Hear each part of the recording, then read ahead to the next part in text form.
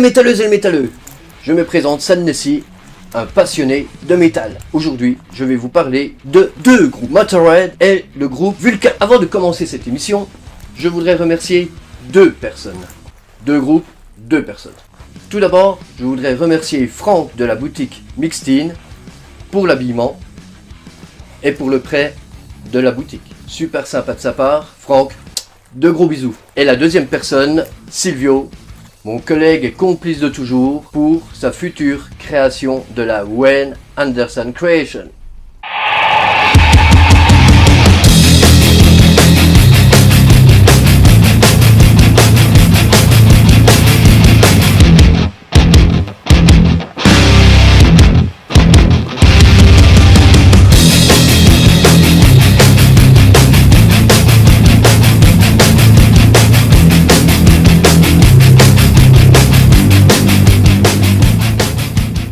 Commençons par le groupe Motörhead.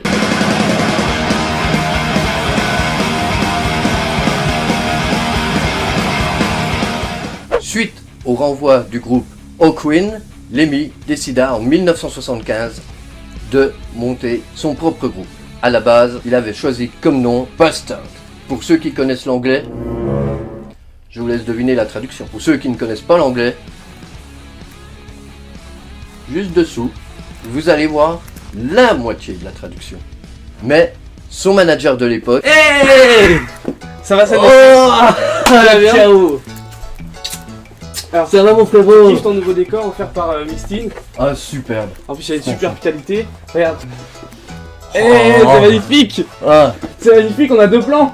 Regarde. Et puis une invitée surprise. Ah bah oui, ça c'est Ginette. C'est Ginette la roqueuse. Hein. Salut Ginette. C'est...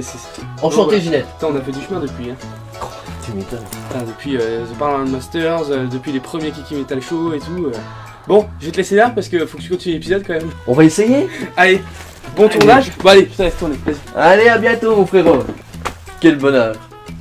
Nous sommes des inséparables. Il m'a perdu, hein. Donc oui, je reprends. Pour Douglas Smith, le manager de l'époque, conseilla surtout à Lemmy d'en changer le nom, histoire d'accéder vraiment un petit peu partout. Au final, il choisit d'appeler son groupe Motörhead, qui est l'une des dernières chansons qu'il a écrites avec le groupe Hawkwind. D'ailleurs, on écoute un extrait tout de suite. Sunrise from the shadow of another day. Sky high, 6,000 miles below the head. You can't call them Motorhead, that's right.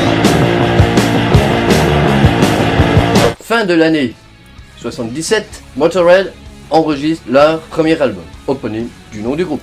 Mais il faudra attendre fin 78 pour que Motörhead soit vraiment reconnu. En 79, ils enregistrent deux albums, Overkill et Bomba. C'est en octobre 1980 qu'ils enregistrent le titre Ace of Spades, qui deviendra prochainement le nom de leur prochain album. Orgasmatron verra le jour en 1986 et Motörhead sera invité par le JT en 1987 aux côtés d'Yves Morosi. D'ailleurs, si vous ne me croyez pas, voici les images. Le dernier Motörhead, Orgasmatron, que voici, c'est le disque, enfin c'est le disque de vinyle, avec cette image dessus. Ou alors, vous avez le choix avec la poitrine de Marie-Laure Augry, qui se trouve juste de l'autre côté. Et regardez, elle est aussi Motörhead. Ils étaient hier soir à la Mutualité, ils vont partir pendant...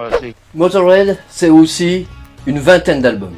Leurs influences musicales, heavy, speed, quelques tendances punk, mais pour Lemmy, lui, il faisait du rock and roll.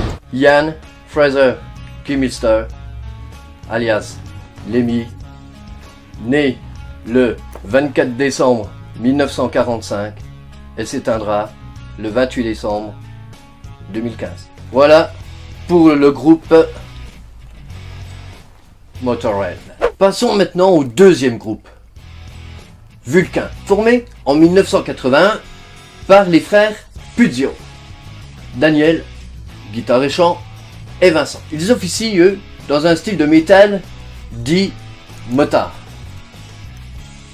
Vulcain sera considéré comme le groupe Motorhead à la française. Il faudra attendre 1984 pour que sorte leur tout premier album Rock'n'Roll Secours, sorti chez Ebony.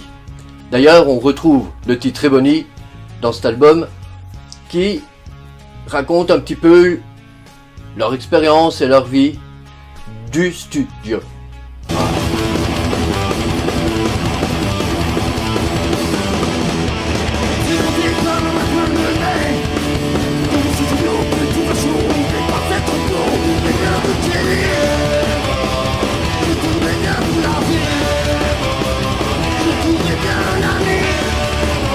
Au niveau de leurs textes, ils parlent souvent de faits d'actualité. D'ailleurs, en 2017, et je pense les années qui suivront, leurs paroles resteront toujours d'actualité. De 1984 à 1998, Vulcain aura enregistré 11 opus, dont 7 albums studio, un maxi 45 tours, 2 lives et une compilation. L'aventure Vulcain s'arrêtera en 2000, mais en 2009, ils annoncent la reformation du groupe, et ce sera sous une forme de trio.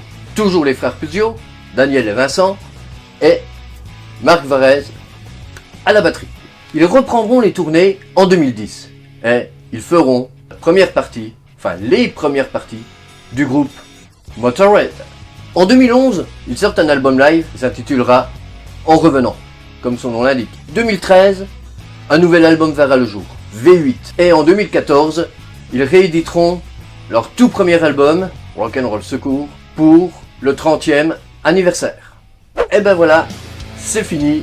C'est la fin de ce numéro du Kiki Metal Show de Motorhead et Vulcain. Vous voyez, j'ai encore changé d'habit. Je tiens encore une fois de plus à remercier Franck de la boutique Mixtine, donc pour les habits.